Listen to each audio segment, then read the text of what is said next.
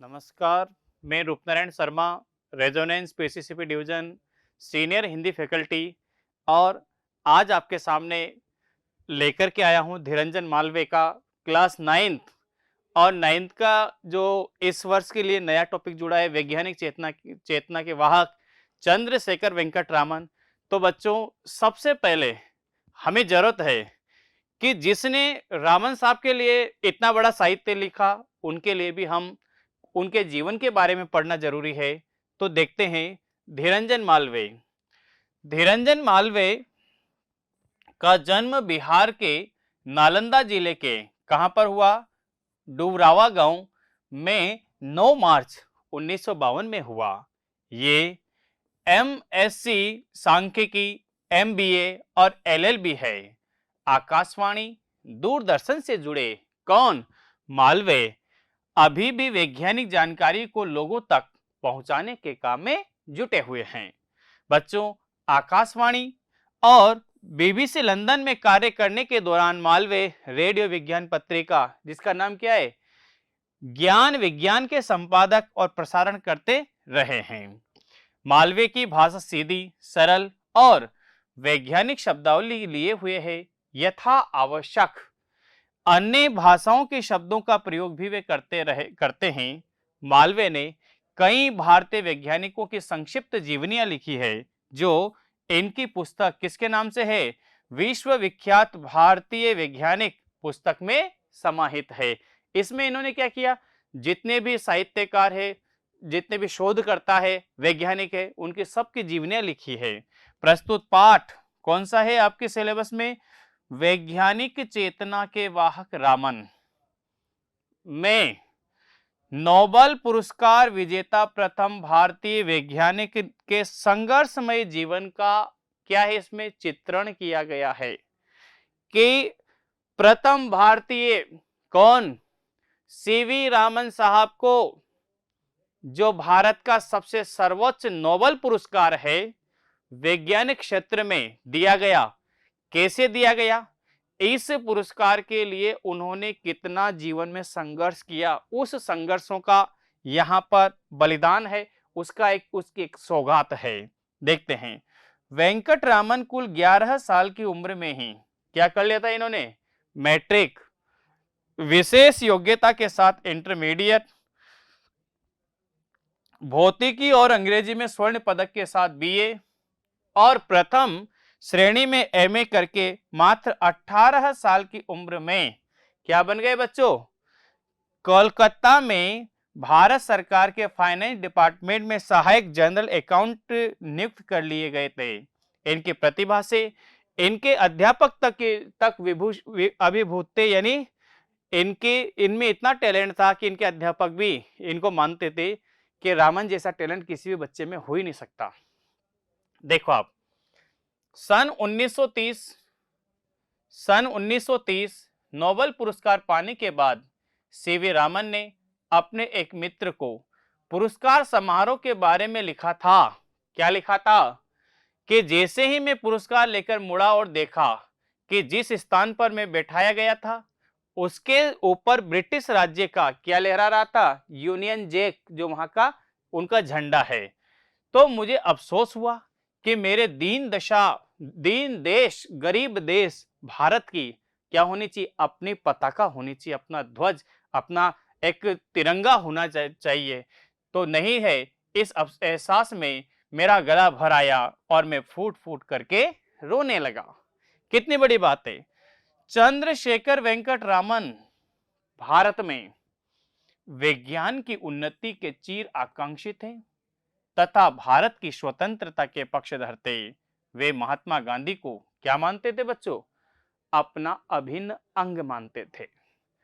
Nobel पुरस्कार समारोह के बाद एक भोज के दौरान उन्होंने कहा था क्या? कि मुझे एक बधाई का तार अपने सर्वाधिक प्रिय मित्र किससे मिला है? महात्मा गांधी से मिला है, जो इस समय कहां पर है? जेल में है। एक मेधावी छात्र से महान वैज्ञानिक तक के रामन ने की संघर्षमय जीवन यात्रा और उसकी उपलब्धियों की जानकारी यह पाठ बखूबी से कराता है। बच्चों, वैज्ञानिक चेतना के वाहक चंद्रशेखर वेंकटरामन, उनका जीवन कैसे था, उन्होंने किससे प्रेरणा ली और प्रेरणा को कैसे आगे बढ़ाया, कैसे उन्होंने जिनके पास प्रयोग करने के लिए क्या नहीं थे, साधन नहीं थे, फिर भी उन्होंने उनकी एक जिज्ञासा, उनकी एक मनोवृत्ति, एक उनका साधन के अभाव में भी नए नए प्रयोग करना और इस भारत का नाम पूरे विश्व में सबसे ऊपर रखना, कितनी बड़ी उपलब्धि इन्होंने हासिल की। तो कैसे की हम देखते हैं, पढ़ते हैं और इसके बारे में जानकारी लेते हैं। वैज्ञानिक चेतना के वाहक कौन बच्चों? चंद्रशेखर वेंकटरामन।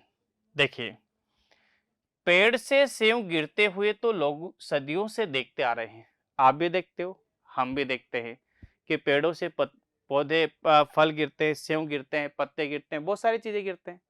लेकिन मगर गिरने के पीछे रहस्य को कौन ढूंढ पाया? न्यूटन से पहले कोई और समझ नहीं पाया था। न्यूटन ने कौन सा नियम दिया? गुरुत्वाकर्षण बल का सिद्धांत दिया कि धरती कोई भी ऊपरी वस्तु को अपनी ओर आकर्षित करती, अपनी ओर खींचती है। तो चले, ठीक उसी प्रकार विराट समुद्र के नील वर्णीय आभा। बच्चों, समुद्र का जल नीला ही क्यों होता है, इसके बारे में रिसर्च करने वाले चंद्रशेखर वेंकटरामन रहे। किस तरह से रिसर्च किया, देखते हैं अपन। नील वर्णीय आभा को भी असंख्यक लोग आदिकाल से देखते आ रहे हैं कि समुद्र का जल नीला होता है, मगर इस आभा यानी नीली चमक पर पड़े रहस्य के पर्दे को हटाने के लिए हमारे समक्ष उपस्थित है कौन बच्चों? सर चंद्रशेखर वेंकट रामन साहब। देखते हैं, बात सन 1921 की है। कब की? 1921 की बात है, जब रामन समुद्री यात्रा पर थे।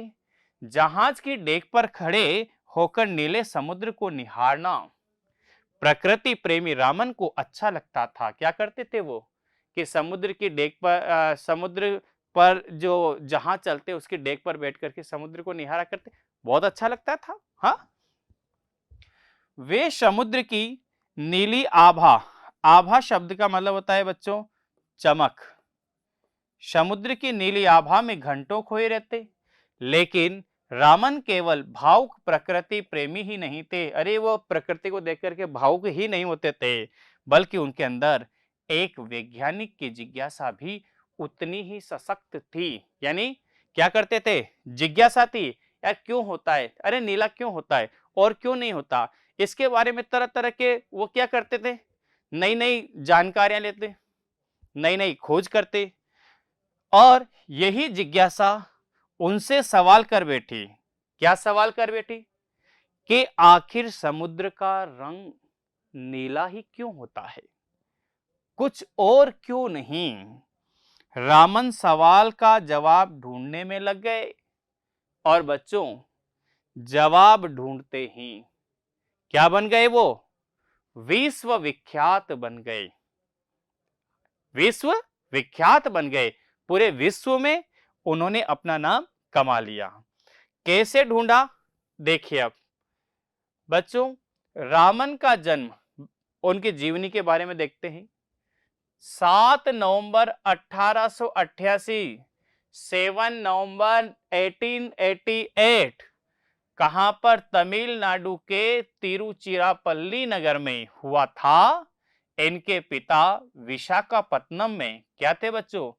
गणित और भौतिकी के शिक्षक थे, फिजिक्स और मैथ्स के टीचर थे। पिता इन्हें बचपन से ही गणित और भौतिकी पढ़ाते थे। इनमें से कोई अतिशयोक्ति नहीं होगी। क्या कह दिया? मैं अपनी बात को बढ़ा चढ़ा करके नहीं कह रहा हूं।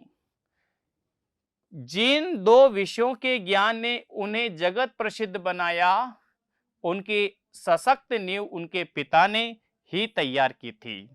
कॉलेज की पढ़ाई उन्होंने पहले ABN कॉलेज तिरुचिरापल्ली से और फिर प्रेसिडेंसी कॉलेज मद्रास से की। BA MA के दौरान ही परीक्षाओं में उन्होंने काफी ऊंचे अंक भी हासिल किए। बच्चों, पढ़ाई वो नहीं है, सामान्य पढ़ाई नहीं, दिन रात मेहनत की। पिता ने भी इनको मैथ्स और फिजिक्स के बारे में बहुत अच्छा ज्ञान कराया, जिससे पिताजी की प्रेरणा से ही उनको सबसे ज्यादा कक्षा में अंक मिला करते थे। आगे चले अपन। रामन का मस्तिष्क विज्ञान के रहस्यों को सुलझाने के लिए बचपन से ही बेचैन रहता था। क्या रहता था कि यार ये कैसे होता है, नए नए प्रयोग करना, उनके रहस्यों को जानना, एक जिज्ञासा रखना मन में उनकी क्या है, बचपन से ही आदत थी। अपने कॉलेज के जमाने में से ही उन्होंने शोध कार्यों, बच्चों, रिसर्च करना में दिलचस्पी लेना शुरू कर दिया। उनका पहला शोध पत्र आया था कौन सा, रिसर्च लेटर फिलोसॉफिकल मैगजीन में प्रकाशित हुआ था। उनकी दिली इच्छा तो यही थी कि वे अपना सारा जीवन शोध कार्यों को ही समर्पित कर दे, मगर उन दिनों शोध कार्यों को पूरा समय के कैरियर के रूप में अपनाने की कोई खास व्यवस्था नहीं थी। प्रतिभावान छात्र क्या करते थे, सरकारी नौकरी की ओर आकर्षित होते थे। रामन भी अपने समय की अन्य सुयोग्य छात्रों के भांति क्या थे, भारत सरकार के किस में काम करने लगे, वित्त विभाग में के अफसर बन गए। उनकी तैनाती कहां पर हुई बच्चों, उनकी तैनाती कलकत्ता में हुई। यानी 18 साल की उम्र में तो कलकत्ता में वित्त विभाग में सहायक अकाउंट बन गए, जिसकी तनख्वाह बहुत ज्यादा हुआ करती थी। ये बात समझ में आ गई आपको। आगे चलते अपन। कलकत्ता में सरकारी नौकरी के दौरान उन्होंने अपने स्वाभाविक रुझान को बनाए रखा। क्या रखा कि जो उनका रिसर्च करने की हैबिट थी उसको बनाए रखा। जैसे भी अवसर मिलता, जब भी अवसर मिलता, वह उस रिसर्च में लग जाते थे। दफ्तर से फुर्सत पाते ही वे लौटते हुए बहू बाजार आते, जहां Indian association for the cultivation of science की प्रयोगशाला थी। यह अपने आप में एक अनूठी संस्था थी, जिससे कलकत्ता में एक डॉक्टर कौन चलाते थे बच्चों, डॉक्टर महेंद्र लाल सरकार ने वर्षों से की कठिन मेहनत और लगन के बाद खड़ा किया था। इस संस्था का उद्देश्य था, क्या था, देश के वैज्ञानिक चेतना का विकास करना। बच्चों, संस्था का उद्देश्य क्या था,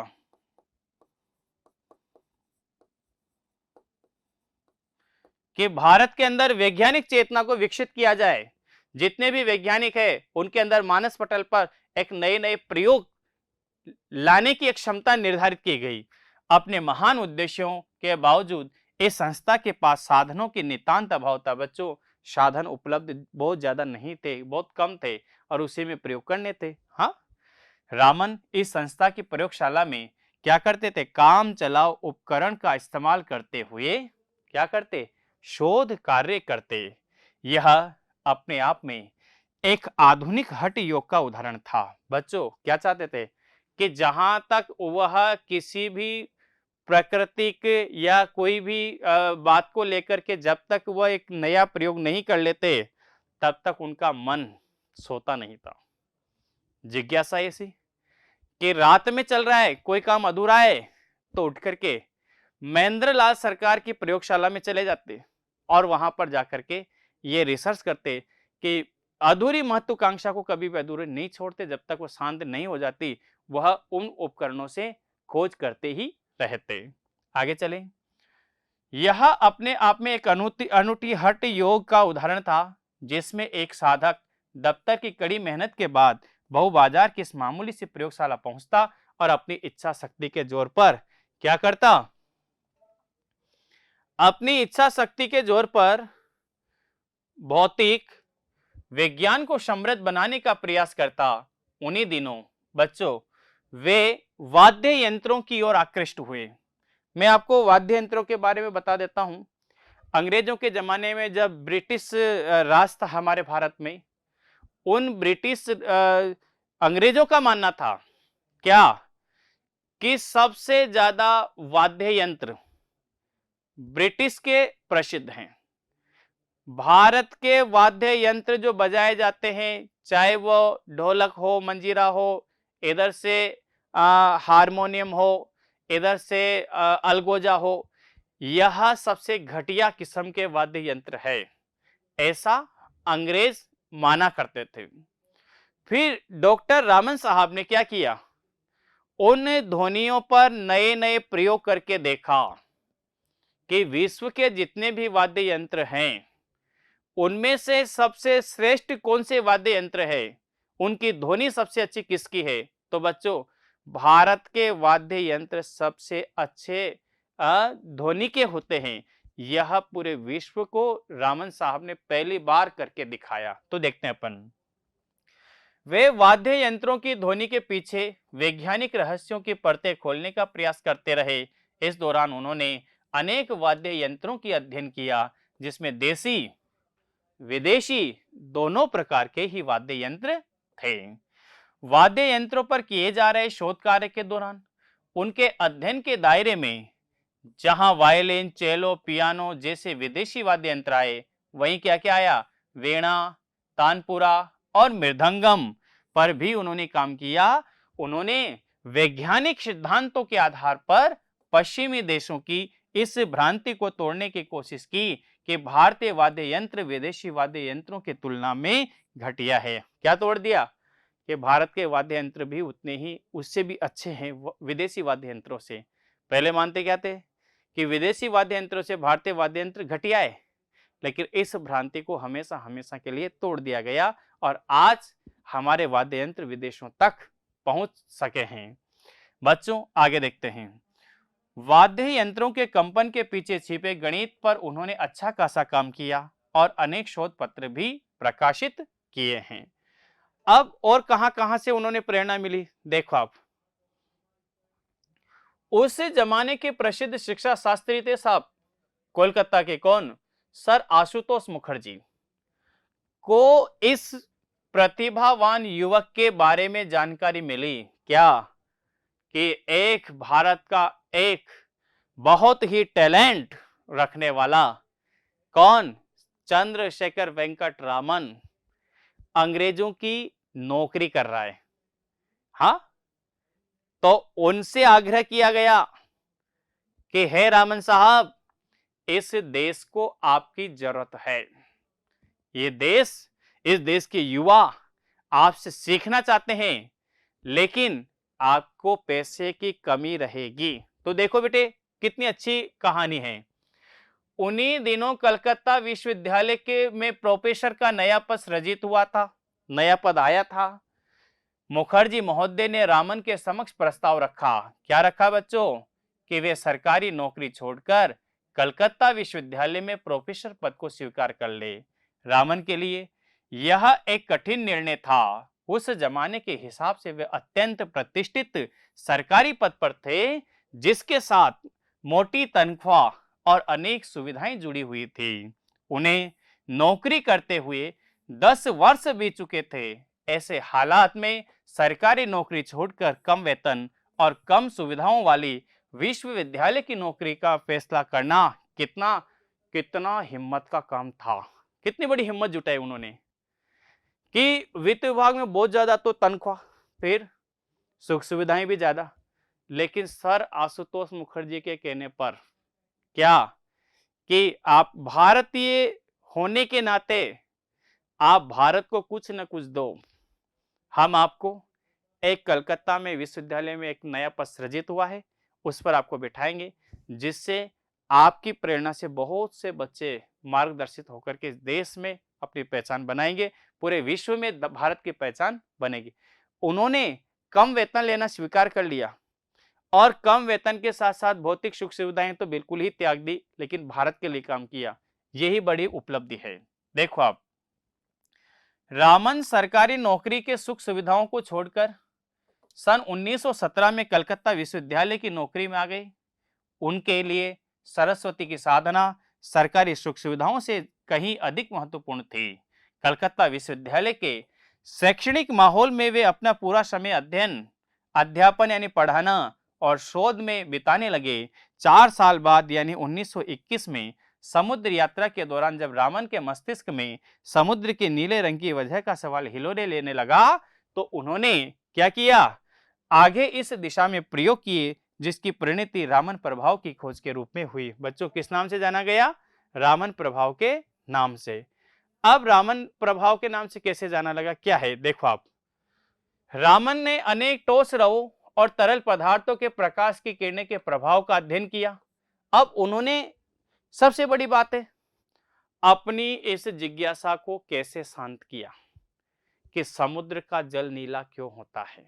क्या देखा उन्होंने, एक टॉर्च ली, इस टॉर्च के माध्यम से एक किसी भी तरल पदार्थ पर इसका प्रकाश डाला, कभी नीला कभी पीला कभी क्या कभी क्या।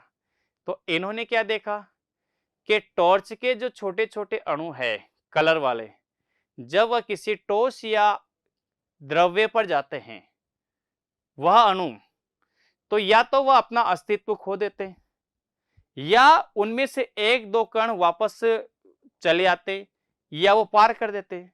तो इस कारण प्रकाश जब पड़ता है तो उसका जो रंग होता है उसका रंग भी परिवर्तित हो जाता है। बेटे पहली बार रामन साहब ने करके दिखाया। देखो आप,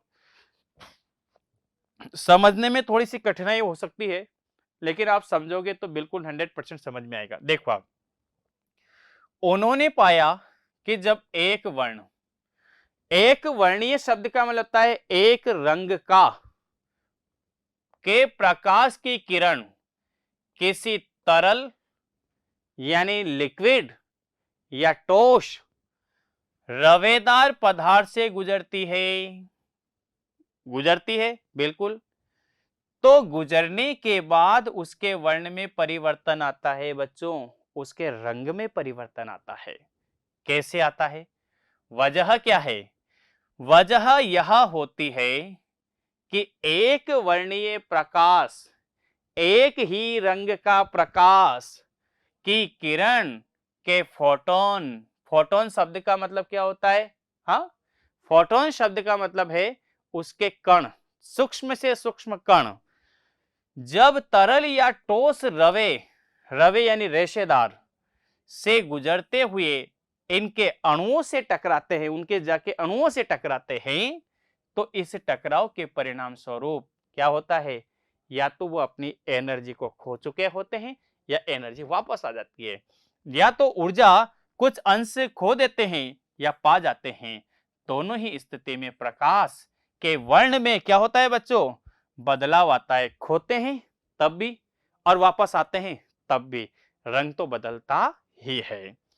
एक वर्णीय प्रकाश की किरणों में सबसे अधिक ऊर्जा किसमें होती है बच्चों, बैंगनी रंग के प्रकाश में होती है। बैंगनी के बाद नीला, आसमानी, हरा, पीला, नारंगी और लाल रंग का नंबर आता है। बच्चों इसके लिए हमने एक सूत्र पढ़ा था, बेनी बेनी आ हा पिनाला, ये सूत्र पढ़ा था। तो सबसे ज्यादा ऊर्जा किसमें होती है, बैंगनी, नीला, आसमानी, हरा, पीला और कौन सा है, नारंगी और लाल। तो सबसे कम किसमें होगी, लाल में। तो आगे चलें, इस प्रकार लाल वर्णीय प्रकाश की ऊर्जा कैसी होती है, सबसे कम होती है। एक वर्णीय प्रकाश तरल या ठोस रवों से गुजरते हुए जिस परिणाम में ऊर्जा खोता है या पाता है, उसी हिसाब से उसके वर्ण, उसका रंग क्या हो जाता है बच्चों, परिवर्तित हो जाता है। ये बात समझ में आई आपको, बिल्कुल आई होगी। आगे चलें, रामन की खोज भौतिकी के क्षेत्र में एक क्रांति के समान थी। इसका पहला परिणाम तो यह हुआ कि प्रकाश की प्रकृति के बारे में किसने बताया, आइंस्टाइन के विचारों का प्रायोगिक प्रमाण मिल गया। आइंस्टाइन ने क्या किया बच्चों, कि पूर्ववर्ती वैज्ञानिक प्रकाश को तरंग के रूप में मानते थे। पहले क्या मानते थे कि ये तो एक तरंग है, लेकिन रामन ने क्या बताया, तरंग अलग होती है और प्रकाश अलग होता है। मगर आइंस्टाइन ने बताया कि प्रकाश क्या होता है बच्चों, अति सूक्ष्म कणों की तीव्र धारा के समान होता है। उसमें क्या होता है, जब आपने रात्रि के समय देखा होगा कि किसी भी गाड़ी का प्रकाश पड़ता है तो छोटे छोटे कण दिखाई देते हैं, हाँ। इन अति सूक्ष्म कणों की तुलना आइंस्टाइन ने किससे की? बुलेट से। और इन्हें क्या नाम दिया गया? फोटोन नाम दिया गया।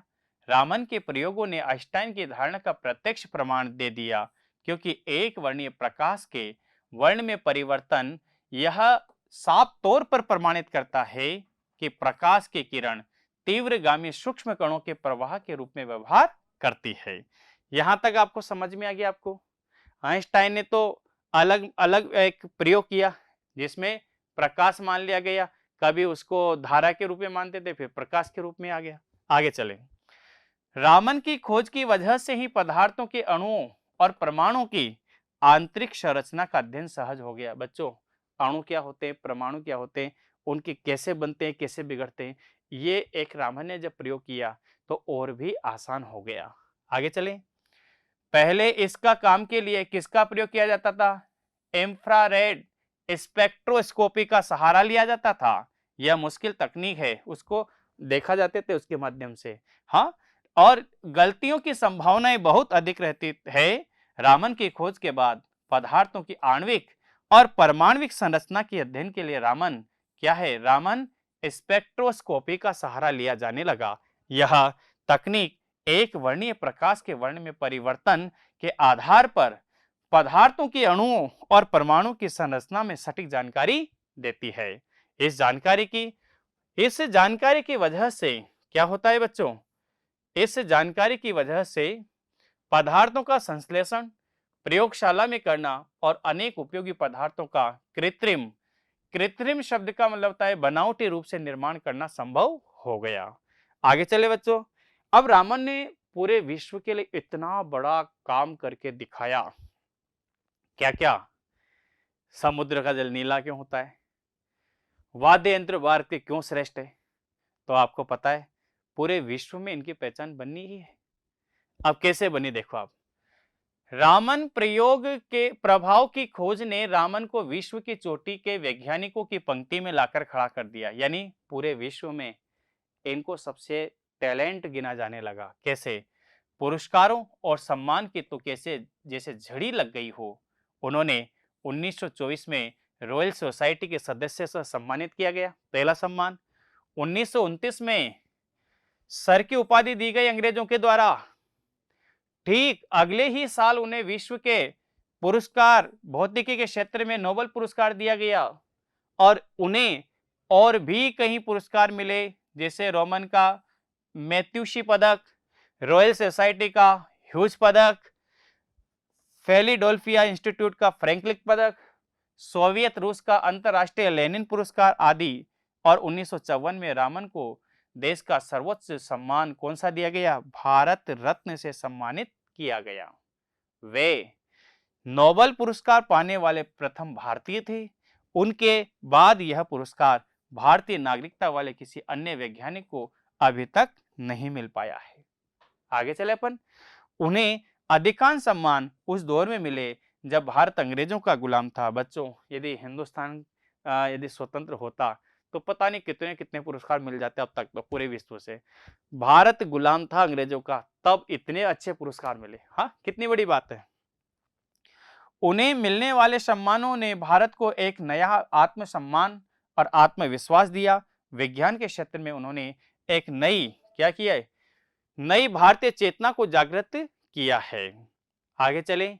अब इनसे क्या और क्या क्या जानकारी मिलती है अपन को? देखो आप, भारतीय संस्कृति में रामन को हमेशा से ही गहरा लगाव रहा है। देखो आप, इतने बड़े हैं, पूरे विश्व में पहचाने, तब भी उन्होंने अपनी संस्कृति को नहीं खोया। भारत की संस्कृति को, उनका रहन सहन, खान पान, पहनावा कैसा रहा देखो आप। उन्होंने अपनी भारतीय पहचान को हमेशा अक्षुण्य रखा। अक्षुण्य यानी अपने आंखों पर रखा। कैसे? अंतरराष्ट्रीय प्रसिद्धि के बाद भी उन्होंने अपने दक्षिण भारतीय पहनावे को नहीं छोड़ा। अरे वह कट्टर शाकाहारी थे और मदिरे से सख्त परहेज रखते थे। जब ये नोबेल पुरस्कार प्राप्त करने कहां पहुंचे? स्टॉकहोम गए, तो वहां पर उन्होंने अल्कोहल पर रामन प्रभाव का प्रदर्शन किया। बाद में आयोजित पार्टी में जब उन्होंने शराब पीने से इनकार किया तो एक आयोजक ने परिहास हंसी उड़ाते हुए उनसे कहा कि रामन जब अल्कोहल पर रामन प्रभाव का प्रदर्शन कर हमें आह्लादित कर रहे हैं, प्रसन्न कर रहे हैं, में कोई कसर नहीं छोड़ी, तो रामन पर अल्कोहल का प्रभाव का प्रदर्शन करने से परहेज क्यों? क्यों रामन ने शराब क्यों नहीं पी? हाँ, आगे चले बच्चों। रामन का वैज्ञानिक व्यक्तित्व प्रयोगों और शोध पत्रों तक ही सिमटा हुआ नहीं था। उन्होंने अंदर एक राष्ट्रीय चेतना थी और देश में वैज्ञानिक दृष्टि और चिंतन के विकास के प्रति समर्पित थे। उन्होंने अपने शुरुआती दिनों हमेशा ही याद रहे जब उन्हें क्या किया गया, जब उन्हें ढंग की प्रयोगशाला और उपकरणों के अभाव में काफी संघर्ष करना पड़ा था। इसलिए उन्होंने एक अत्यंत उन्नत बच्चों उन्नत प्रयोगशाला खोली, क्योंकि उन्होंने बचपन में देखा कि हिंदुस्तान में कहीं पर भी अच्छी प्रयोगशाला नहीं है, नई टेक्नोलॉजी की प्रयोगशाला नहीं है। तो उन्होंने क्या किया, एक नई टेक्नोलॉजी की प्रयोगशाला खोली जिसका नाम रखा गया रामन रिसर्च इंस्टीट्यूट खोला गया। और कहां पर, बंगाल में। भौतिक शास्त्र के में अनुसंधान को बढ़ावा देने के लिए उन्होंने क्या किया, इंडियन जर्नल ऑफ फिजिक्स नामक शोध पत्रिका भी निकाली बच्चों, एक पत्रिका भी निकाली। और अपने जीवन काल में उन्होंने सैकड़ों छात्र शोध छात्रों को मार्गदर्शन किया। जिस प्रकार एक दीपक अन्य दीपक जल उठते अन्य कई दीपक जल उठते हैं, उसी प्रकार उनके शोध छात्रों ने आगे चलकर काफी अच्छा काम किया है। उन्हीं में कई छात्र बाद में उच्च पदों पर प्रतिष्ठित हुए। विज्ञान के प्रचार प्रसार के लिए करंट साइंस नामक एक पत्रिका का भी संपादन करते थे। रामन प्रभाव केवल प्रकाश की किरणों तक ही सिमटा नहीं था, अरे उन्होंने अपने व्यक्तित्व के प्रकाश की किरणों से भी पूरे देश को आलोकित आलोकित यानी प्रकाशित और प्रभावित किया। उनकी मृत्यु 21 नवंबर 1970 के दशक 82 वर्ष की आयु में हो गई थी। कितने वर्ष के, 82 वर्ष तक देश के लिए काम करने वाला एक बहुत ही बड़ा वैज्ञानिक, हाँ, जिन्होंने भारत की विश्व में पहचान बनाई। तो हमें इनसे क्या सीखना चाहिए, देखिए आप बच्चों, हमें क्या सीखना की जरूरत है। रामन वैज्ञानिक चेतना की दृष्टि से साक्षात प्रतिमूर्ति थे, मैं मानता हूं। उन्होंने हमें हमेशा ही यह संदेश दिया, क्या, कि हम अपने आसपास घट रही विभिन्न प्राकृतिक घटनाओं छानबीन कर का एक वैज्ञानिक दृष्टि से करें। क्या करें, कि हम भी यही रहते हैं भारत में, वो भी भारत में रहे, हमारे सामने भी प्रकृति, उनके सामने भी प्रकृति थी, लेकिन हम देख करके मौन है, वह देख करके उसकी जिज्ञासा बढ़ती थी, नई नई खोज करते थे। तो हम भी क्या करें कि हमारे आसपास जितनी भी घटनाएं घटित होती है, हमारे आसपास का जो एनवायरनमेंट है, हम उस एनवायरनमेंट को देखें और उस पर नए नए प्रयोग करें। देखो क्या सिखाया आपको, तभी उन्होंने संगीत के सुर ताल, प्रकाश की किरणों की आभा के अंदर से वैज्ञानिक सिद्धांत खोज निकाले। अरे हमारे आसपास ऐसी न जाने कितनी ही चीजें बिखरी पड़ी है जो अपने पात्र की तलाश में है। जरूरत है रामन के जीवन से प्रेरणा लेने की और प्रकृति के बीच छुपे रहस्यों का भेदन करने की, यानी जानने की आपको जरूरत है। बच्चों, मुझे लगा कि आपको ये टॉपिक समझ में आया होगा। ठीक है, आज के लिए इतना ही। सभी बच्चों को बहुत बहुत धन्यवाद। और हम इसके क्वेश्चन आंसर जो रेजोनेंस ने डीपीपी तैयार की, हम लोगों ने काफी मेहनत करके जो परीक्षाओं में क्वेश्चन पूछे जाते हैं, उसके नेक्स्ट क्लास में इसकी चर्चा करेंगे। तब तक के लिए बहुत बहुत धन्यवाद। Thank you.